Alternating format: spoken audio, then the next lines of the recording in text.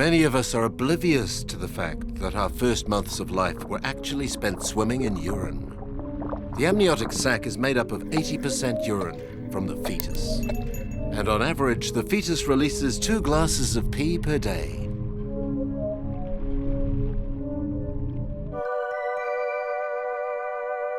During our lives, each of us will have produced 38,000 litres of urine, the equivalent of a large tanker truck. Despite the importance of this matter, urine remains taboo. Today we will go beyond this prohibition, release the cork, and take a wee look at our pee that is more valuable than once thought. In medicine for healing, technology as a source of energy, raw material, and industrial fertilizers. The opportunities of our noble liquid are now the object of many patents. Despite the gradual success of urine, filming it could still create somewhat of a scandal. To satisfy our interests without disgust, whenever possible, we will be using thermal imaging, microscopic, and high-speed cameras. This is the story of urine superpowers.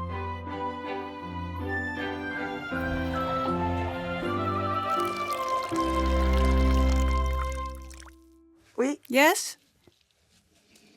Ah, vous avez terminé? Have you finished? Ça y est. Yes, I have. Donc, Do you ever have any leaks when you are active and coughing? Yeah, the other day I was ill. I sneezed and peed, achoo, peed, achoo, peed. At the slightest effort? Yeah. When you break out laughing too? Yes. There is a large difference between men and women. In men, the pipes tend to block up. In women, they leak. Urinary incontinence in women concerns so many young and elderly women. It's a taboo subject, and most patients have difficulty speaking about it. Does this incontinence create anxiety in your daily life? Absolutely. I always check how long it takes to get anywhere. Basically, I need to pee every half hour. J'ai besoin d'aller aux toilettes toutes les demi-heures. The bladder is often a mirror of the soul. If anxiety sets in, then it may be expressed through bladder problems.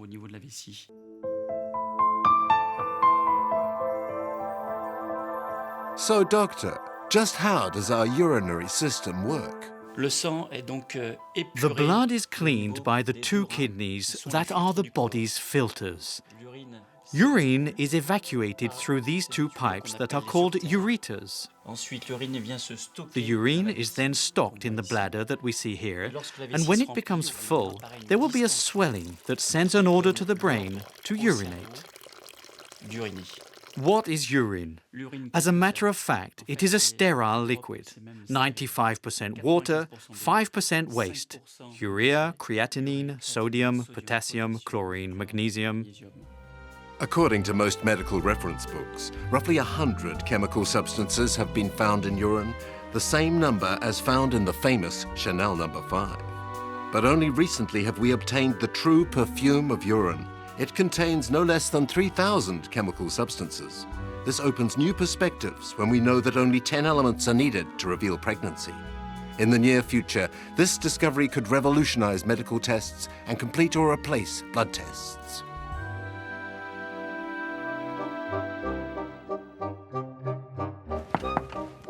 Yes? Comment ça va? How are things going? Well, it's not that easy. Push to pee, push. I'm trying. Push with the stomach. I'm trying, but it's difficult. One of the problems is that when people urinate in a hospital, they may be inhibited and their urine flow rate is not perhaps normal. So the urologist wanted a device that could measure urine flow rate in the home environment. And the stakes are high for Western countries where prostate cancer affects 1 man in 4. The innovation came when I was at home one day and I was going to the toilet and I noticed that as I was weeing, the shape of my urine stream changed as the flow rate changed. So you get this very characteristic wavy pattern, and the shape of that wavy pattern was changing during the voiding. And so we thought perhaps we can understand the bioengineering, the biophysics behind that shape, and we can use measurement of that shape as a way of measuring urine flow rate, and therefore as a diagnostic parameter. Finding it difficult to study the urine as it gushes into the loo, Martin has perfected a flow model. Here you can see the beautiful pattern of the flow shape as it comes out of that elliptical orifice, which is the same as the urethra at the end of the penis. And we're measuring that distance to that first sort of pinch point there. And you can also see on this one that as the flow rate reduces, then this pattern changes. It gets shorter, this distance here. Observed under a high-speed camera at 2,000 images per second, a urine flow problem is similar to a wave of droplets and not a continuous stream. So, Professor, what is the ideal measure for a healthy man? It does depend on how much the urethra opens, but roughly if it's sort of 3 to 5 centimetres in length, then that's a typical normal flow rate. You're looking at a flow rate of around 20 millilitres per second.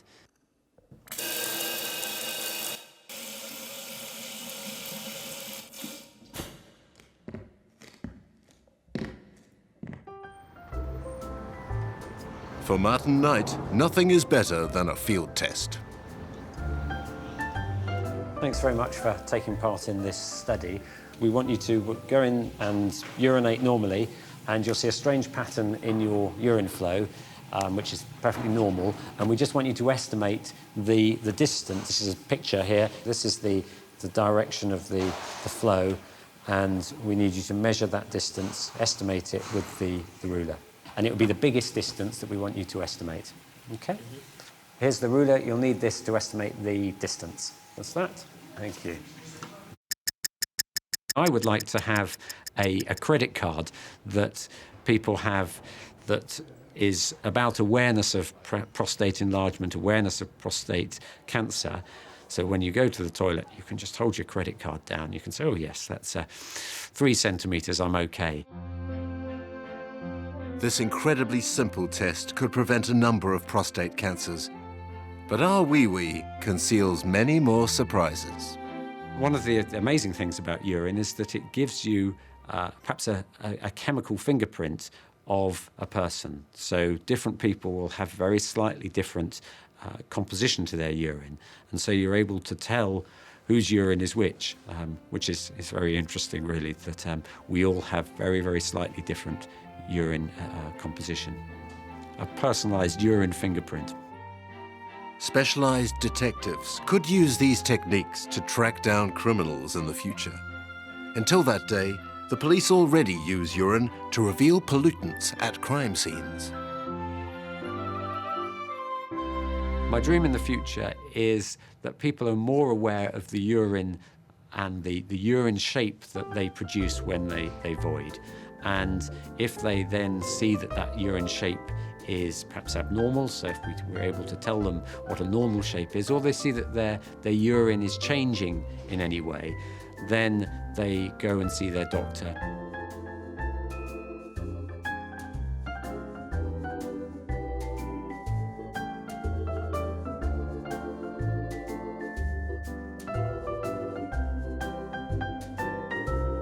Unfortunately, some of us will not be able to keep an eye on our urine flow.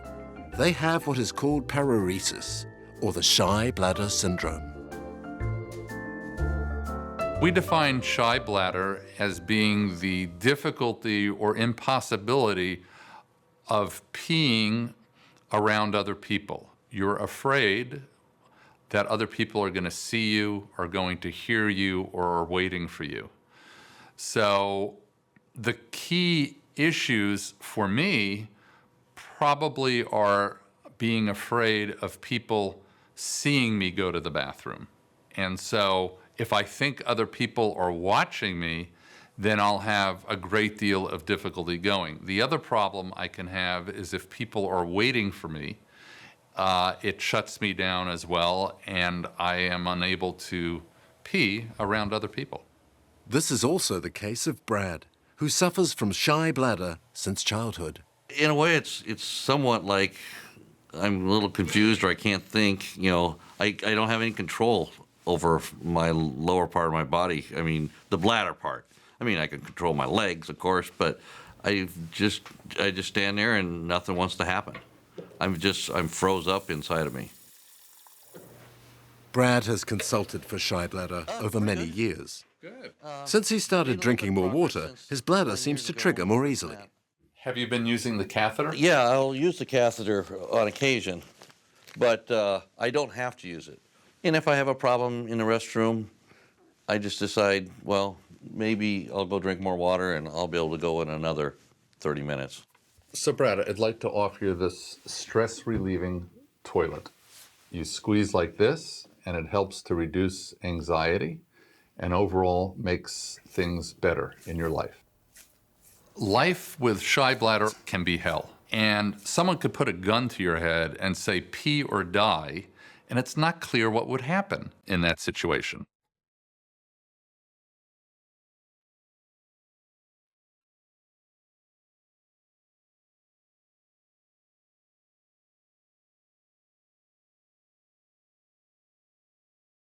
It can create problems at the workplace, and it can also affect your relationships with other people.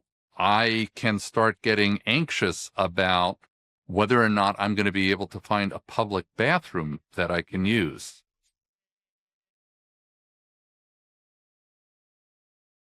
We estimate that in the United States, about 7% of the population is bladder shy.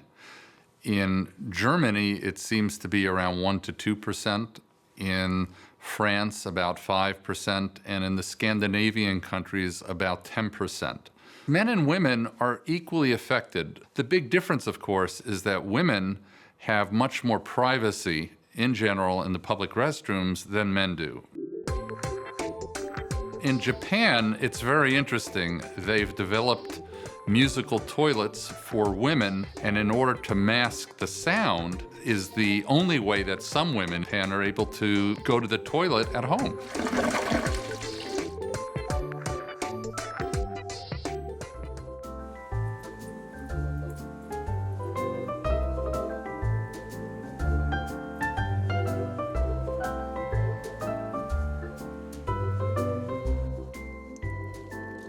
So, doctor, what is the perfect toilet?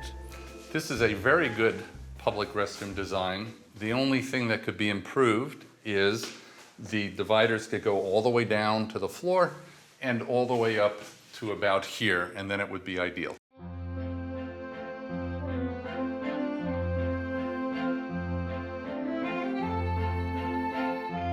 The way we pee can teach us much about ourselves. But quality of our urine is also the mirror of our state of health. And this is not relatively new. It was used right from earliest times. The Egyptians were using it to diagnose pregnancy, for instance. All the way through history, urine has been inspected for disease. You can look at it and you can judge its consistency, its color. You can smell it. Some people have even tasted it.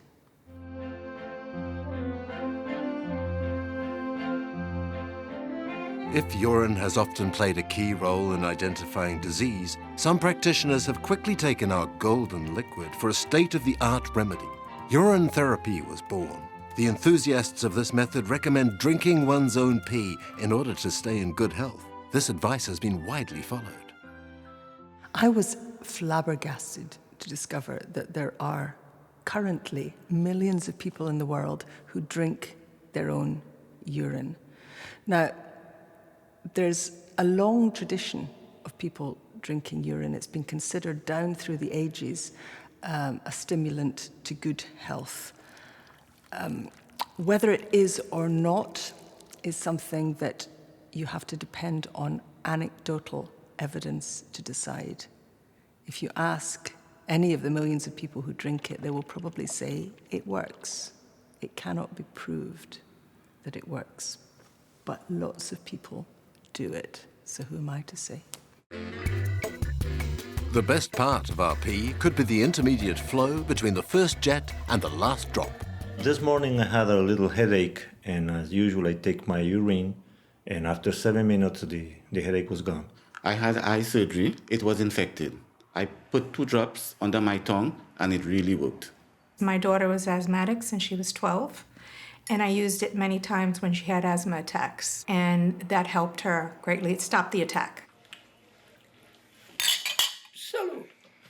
This is my toast to health every morning. Martin Lara is no ordinary consumer. He has been actively promoting urine therapy for over 20 years. I drink a glass of urine every morning because of all the benefits that I know my body will derive from ingesting this fluid. To start with, I always suggest to people that they can take 1 tablespoon or 2 tablespoons in 10 ounces of water or 10 ounces of juice, and start working on the psychological blockage that people have, so that once they realize that this is not going to kill you, then they become a little more open-minded. Then they have no problem improving their health by using urine as a tool to help them monitor and help them compensate, and in the event of an infection, it'll help them develop immunity.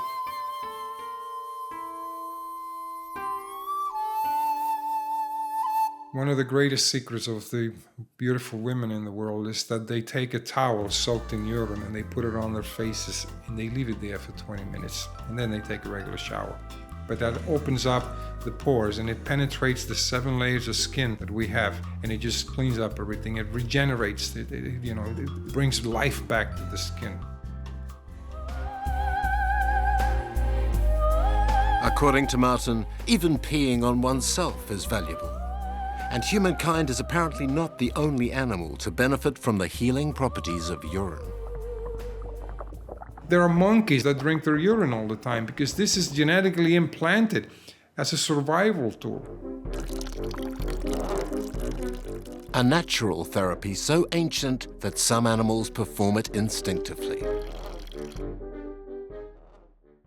Of course, some New Yorkers have their doubts on this approach, but Martin Lara is totally convinced and uses his books to prove the skeptics they are wrong. He doesn't hesitate to stop people in the street to convert them to urine therapy. You wake up in the middle of the night with a tooth abscess. I have a formula there. It takes away your pain in 7 minutes. This involves urine. You have to use a homeopathic preparation of using urine, yes. Is it only the morning urine? Because I've heard that in the morning it's you less could use it toxic. from any time. It's no diet. So it's I just can a eat matter anything, a gyro, sour cream. Yeah, but you're asking, let me answer one question. Okay. Why does it look so strong and pungent at times? Because you're dehydrated. So the first thing you need to know is you need to hydrate properly in order for it to be pleasant. Most people do not have urine that is pleasant, because most people are chronically dehydrated and they force the body to squeeze moisture out of the stuff in the colon. So they're going to have urine that tastes horrible. So if it smells bad, if it looks bad, then you have to drink more water. Our blockage is essentially a cultural one. In certain cultures, they actually promote husband and wives exchanging the urine because it's a way of balancing the yin and yang. In China, urine has a wide array of therapies. The pee from young children and babies is particularly sought after. From their youngest age, everything is done to enable toddlers to take a leak freely. You can even order urine from young boys on the internet. Such fluids can cost up to several €100 per glass. Those who don't like to drink it are free to eat hard-boiled eggs. In the city of Dongyang, near Shanghai, the pee of schoolchildren is used for boiling eggs. Wan takes the bus several times a day to retrieve the gold liquid.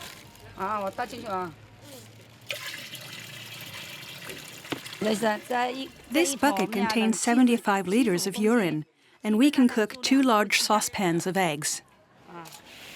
Eggs cooked in urine are believed to have many virtues.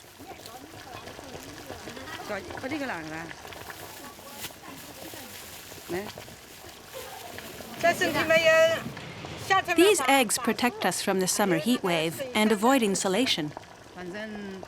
He who has body injuries can eat them too. Our ancestors taught us to use boys' urine, not that of adults, which is bad.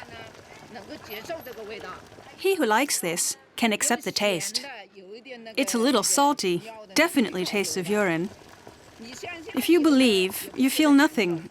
If you don't believe, you don't like eating them.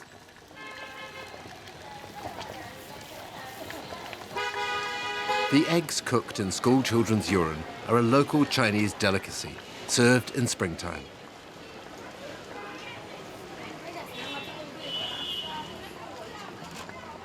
What is the opinion of this Western-educated doctor from Tongyan?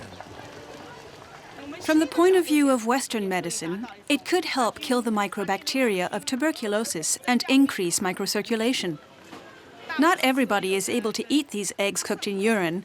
People who have a problem with the taste, aches and pains in the joints, and those with a high level of uric acid should not eat them. The village of Wuchuan, near Zan, is well known in China for its centenarian pea drinkers. How is your health? Good. Do you still drink your urine? Yes, for ages.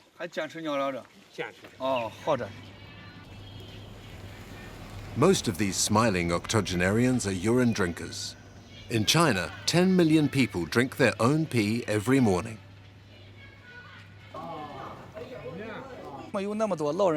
Why do people live so long in our village?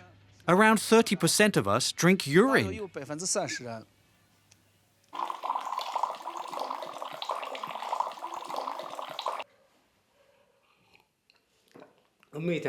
I drink urine once in the morning and once in the evening.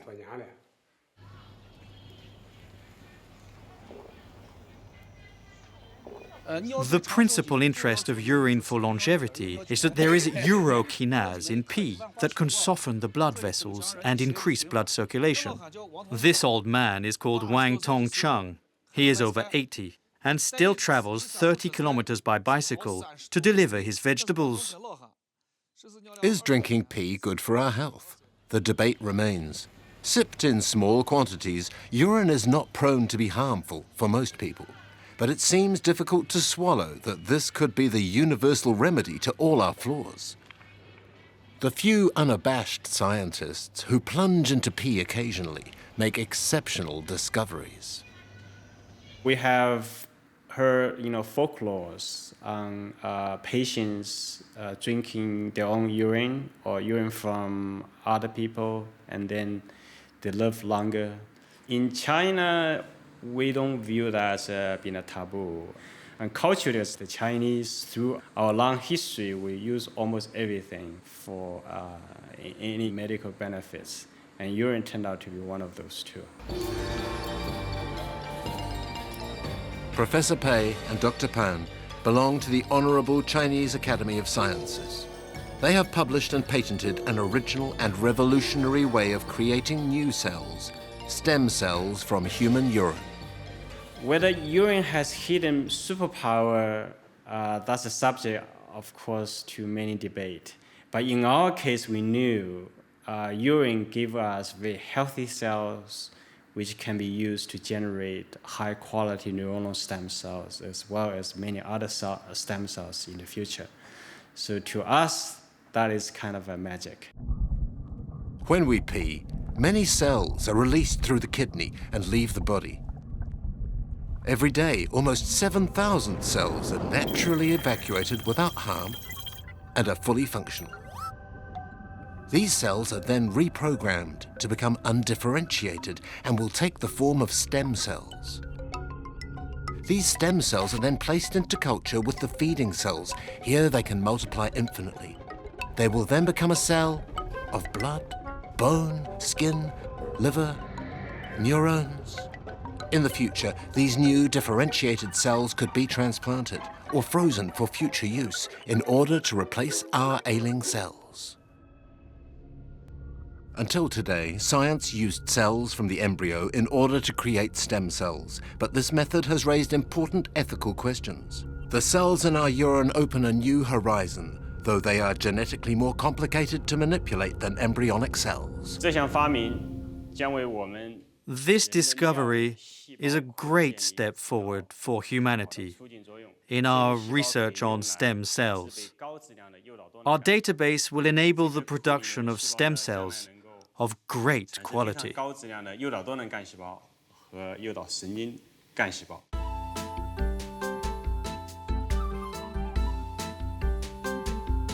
This most promising research is performed in a P3 level high security laboratory. At this point, we have not moved to the clinical testing phase. We should be able to generate the cells needed for repair. So in the future, the cells we extract from urine can be turned into other stem cell types. Those, for instance, can give rise to liver, maybe even give rise to kidney itself again. For Alzheimer's disease, we want to be able to make stem cells which can be transplanted into the brain, which can repopulate the aging neurons in the patient and then eventually restore function. The first laboratory tests of reproducing neuronal stem cells, filmed here, are encouraging. Transplanted into the brains of newborn rats, they have not created a tumor.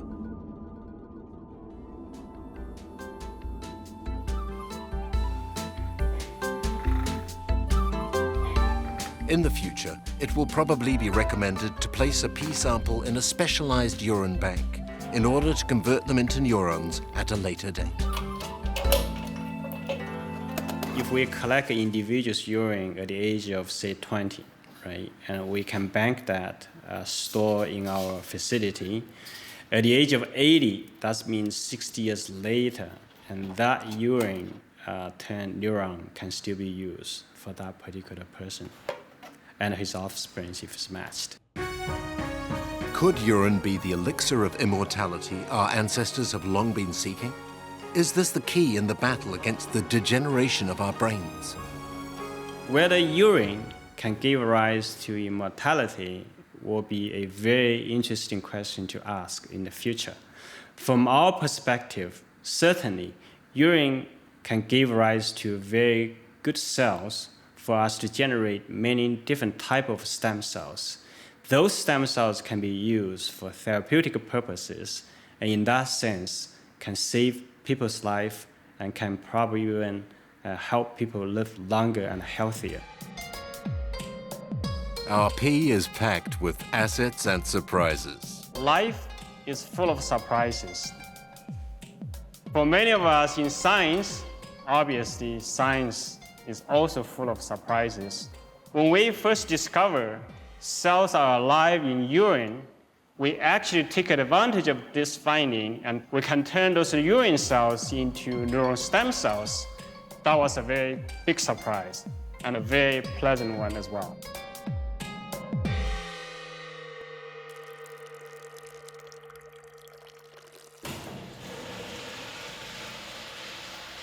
Dr. Musa Shekhar is also thrilled about the future medical applications of urine.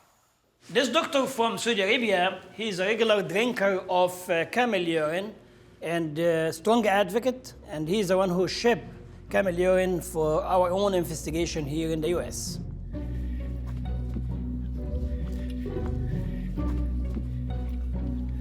When I heard the story about the potential of camel urine in cancer therapy, I was very skeptical, and I never believed it, and I would never even drink it, of course.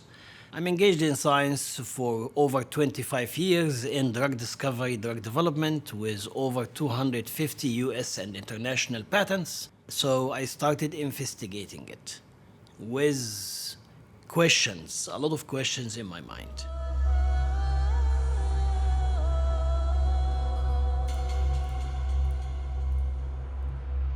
I think there is a lot to be discovered for going back to nature. Biological fluid from an animal that lives in the desert have the strongest immune system of all kind of animals, resistant to any infection, and it can survive in the desert without drinking for over 40 days, 45 days. After investigating it for the past 2 years and examining its effect in a variety of human cancer types, we found that indeed there is something in the camel urine, regardless of the food they eat. It is independent of the plant. But where do these molecules come from? What we found that this molecule started from a bigger molecule that exists in the lining of the blood vessels within the camel organs. And they continuously produce this active metabolite in a regular fashion. We found that there are fractions within the camel heparin that has a very potent effect on stopping the cancer cell making blood vessels. And hence, you can starve the tumor to death. You stop the process of abnormal angiogenesis. Camel pee could become part of the therapeutic arsenal against cancer, but that's not all. Camel urine can be kept at room temperature for an extended period of time, and can be kept in the refrigerator for years. And without any contamination, no bacteria, nothing can grow in it. Because one of the key aspects within the camel urine, this anti-proliferative, anti-infective, antibacterial, anti-cancer, compounds that stop anything to grow in it. Thus, camel urine will also enable our doctors to heal many diseases, like this bacterial skin infection. But our pee remedy remains to be accepted by the patients.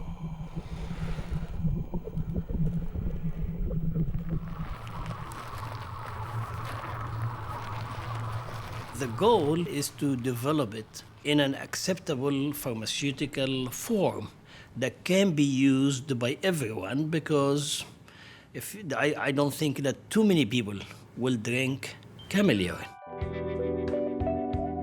It is probably just a question of time, because urine-based medicine is already largely present and sometimes disguised in our home pharmacy cupboards. Urokinase is a drug that dissolves blood clots and is currently made from urine proteins.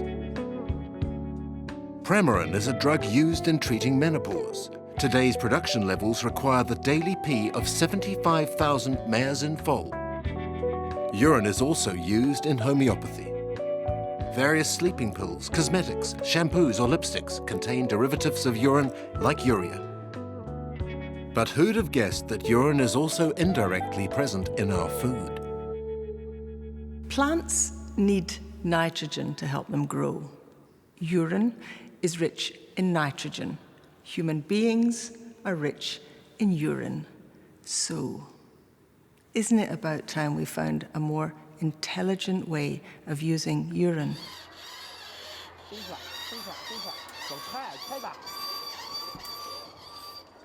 China has rediscovered the powers of nitrogen and phosphorus contained in urine. This is a very useful stone. At home, you see your parents plant vegetables and fruit trees, and they use a fertilizer called phosphorus. Plants need phosphorus to grow fruits and vegetables to feed the planet. Phosphorus rocks are depleting, and the only way in the near future is to recycle the phosphorus in our urine. To be able to use this precious liquid as a fertilizer, it must not have been contaminated by our excrements or diluted by the water flush. In a world where millions of humans do not have access to modern toilets, an idea emerged to design a new toilet where pure pee can be collected and recycled. Children, look at this seat. The poop goes in the big hole and the pee in the little hole. Come and touch. In theory, the boys should feel less concerned because they can pee in the urinals, but they do seem more interested than the schoolgirls. We must collect every drop of urine so that future generations can eat. So do not forget when you go to the toilet. Poop in the big hole and pee in the little one.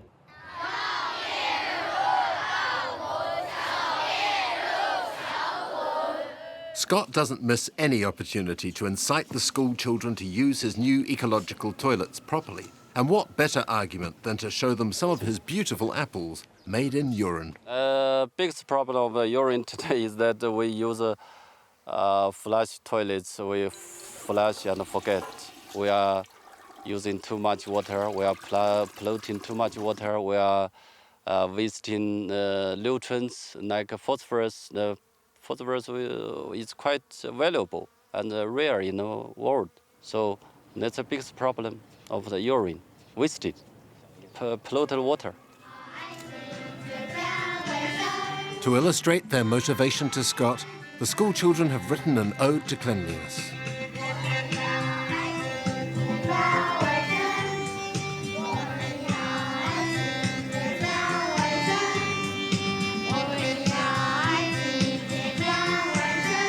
From Confucius to Lavoisier, nothing is lost. Everything is transformed.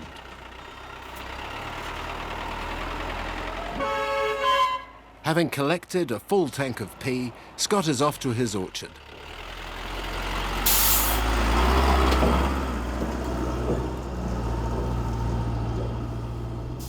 Oh. There are some nutrients inside the urine, like phosphorus, nitrogen, and potassium. Usually 80% of the nutrients of the human beings are in urine.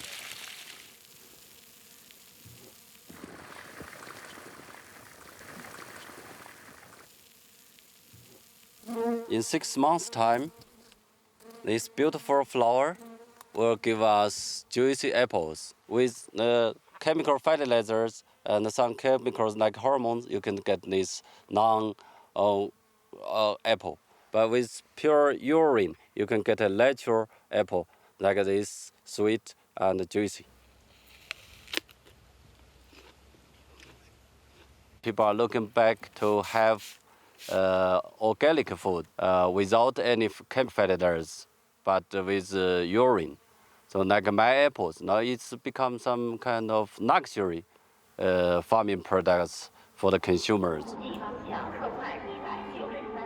Orders are flowing in, but few schools are equipped with the new ecological toilets. In this establishment, Scott will only be able to collect boys' pee.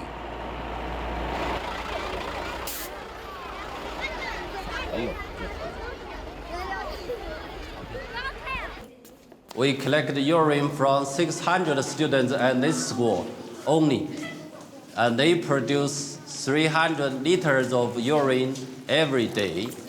In our program, we have over 30 schools. Totally, I can use it as fertilizers for over 1,000 apple trees and cherry trees.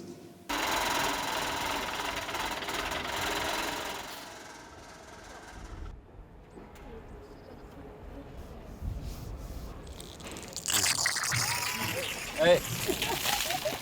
We just missed we forgot to tighten the tubes to the steel tubes. So sometimes too much pressure. On the wall behind me are the best students of the year. They have respected many virtues, one of which is to be clean in the toilet, to make sure every drop of urine to be ended up in my tank. Every drop must go into the urinary. Every drop must go into the urinary. Full tank. Close the tap.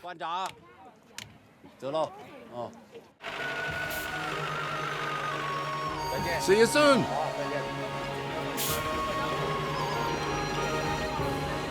Scott is becoming a celebrity. He has succeeded in transforming pea juice into apple juice in respect of his ecological vision for the future. Next priority to collect urine from the factories. So if I could collect a huge amount of urine from a factory, like 20,000 workers, I can grow a lot of vegetables and some fruit for the local people. Back in Europe, traces of hormones can be found in our urine and in that of farm animals. This does not encourage the spreading of pea in our fields. Current research is trying to solve this problem. Jess Thompson, an entrepreneur in Denmark, has new ideas about recycling the abundant and polluting urine from pig farms. One pig gives you average 3 liters of urine per day. And if you have a farm of 10,000 pigs, it will give you 30,000 liters of urine per day. And 3 to 4% of that is urea, which we can go sell, or the farmer can go sell to the industry. Many products contain urea, industrial products. It's all the way from production of a certain type of plastic, going to paint, glue, wood production. The list is huge. Jess often visits Danish farms to check up on his urea collecting installations. Normally when you get into a pig barn, you will actually stop breathing because the smell is so strong, so you can't breathe.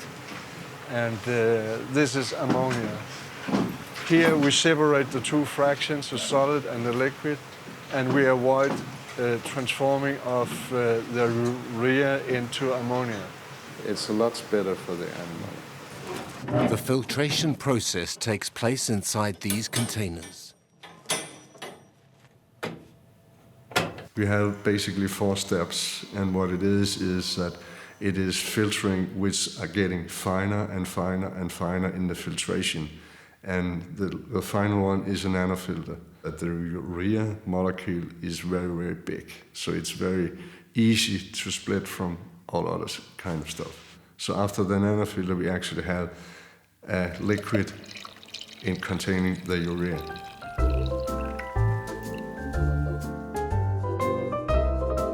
Following evaporation, the urea will become a compact powder that will then be sold on the market. Hidden deep inside our pea is a form of energy. Today is one of more those days in which we're going to continue changing the world by utilizing energy from waste. Today, we flush, literally, the problem to somebody else. What we are doing is going to end in recovering that energy from the waste and producing energy that could be used for powering houses, for powering vehicles in the future. If pee were gas, a sensor was installed in the urinals. Data captured was sent to a tablet. An app turned milliliters into kilometers based on the real consumption of the car. A small amount of pee, an incredible long ride.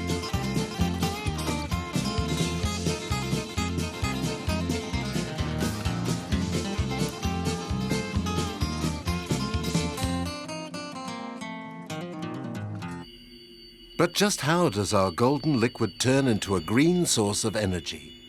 The process that we have developed to extract hydrogen from urine is a very simple process. Everybody has a battery in a car. Imagine 2 plates, and in one plate, then we are basically oxidizing the urea into nitrogen and carbon dioxide, and this is carbon that is already contained in urea, so this is biological carbon. And on the other side, we're producing hydrogen. We have developed materials that allow that reaction to take place. But does this method work? You just need to try it. Surprisingly, the results are optimistic. A human being only can carry a certain amount of urea. So, for example, the amount that is contained is not sufficient to run a car.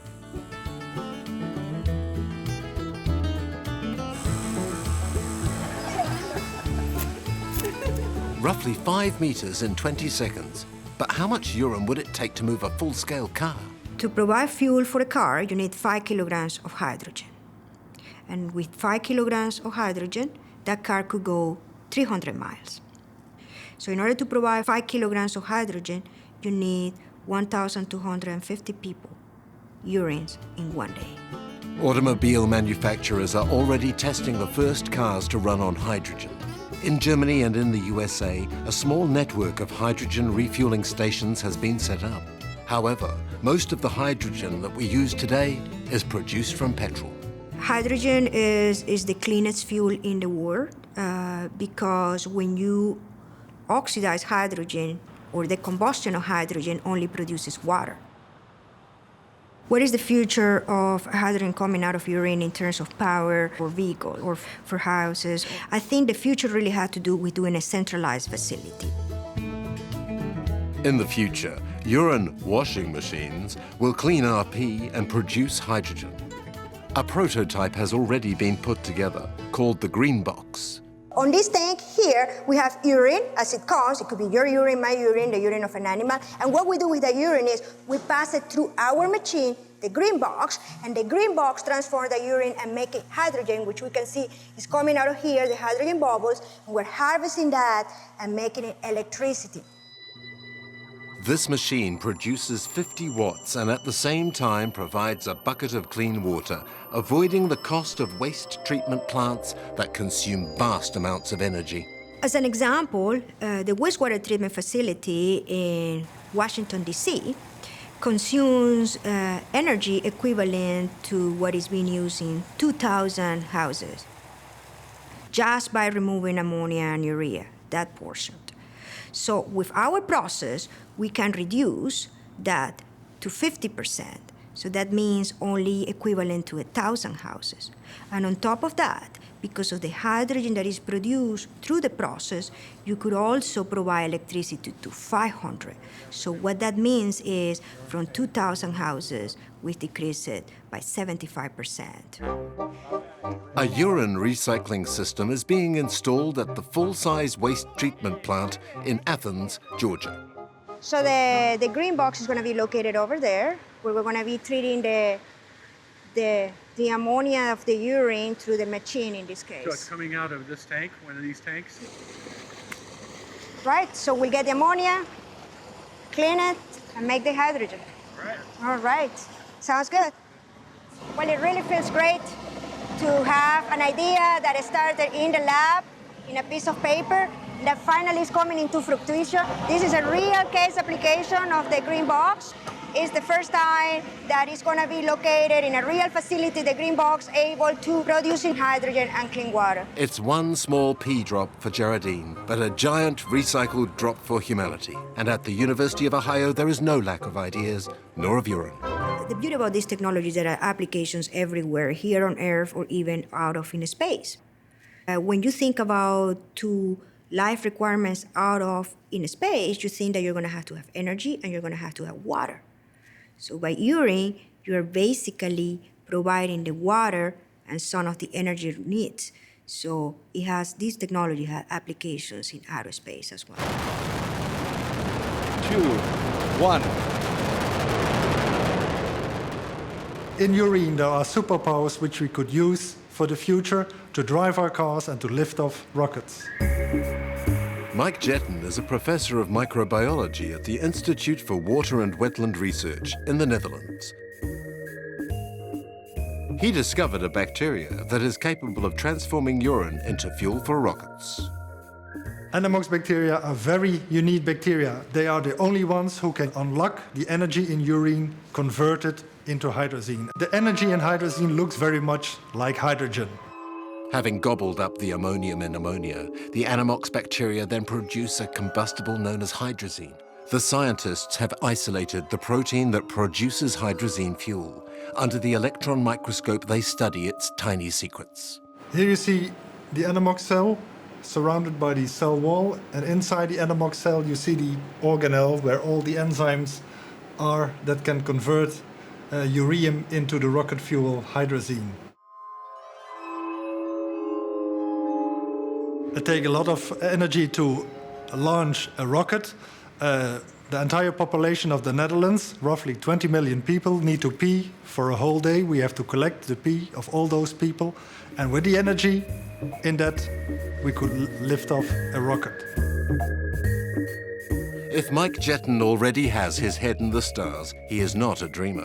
He has been awarded the prestigious Royal Order of the Netherlands Lion. We have identified the enzymes, we know the genes involved, but it will take 5 to 10 years to unlock the energy with these bacteria and with these enzymes. Our pea has a promising future. Industrial applications of tomorrow's world include medicine, health checks, fertilizers, batteries, plastics. There seems to be no limit to practical usages of urine. There is not enough urine in the planet to run the whole energy needs of the planet. However, it will be an important contribution, so it will be part of that green energy portfolio.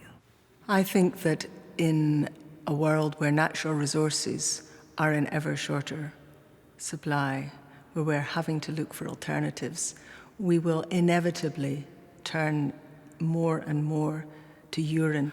It will become at the cutting edge of green technology right through to the future.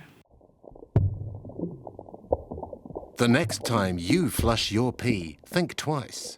It might be worth more than you think.